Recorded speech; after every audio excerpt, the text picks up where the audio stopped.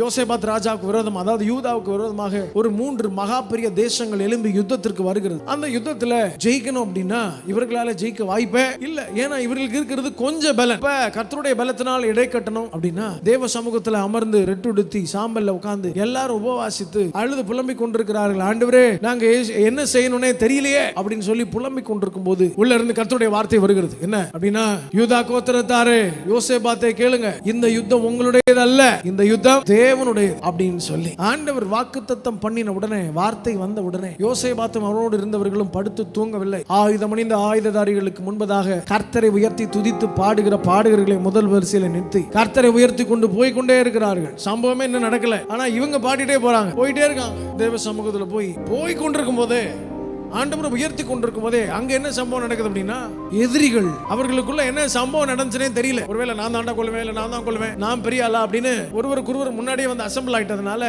அந்த 3 ராஜ்யங்களும் ஒருவருக்கு என்ன பண்ணிட்டாங்க, வெட்டுண்டு மடிந்தார்கள். ஒருத்தனும் ஜீவனோடு இல்லை. இவர்கள் போய் பிரயாணப்பட்டு போய் அங்க போய் நின்னா அங்க யாருமே ஜீவனோடு இல்லை. அது மாத்திரமல்ல, போனவங்களுக்கு ஜெயம் மாத்திரம் கிடைக்கவில்லை, 3 நாள் அளவு அவர்கள் கொள்ளையிட்டார்கள்.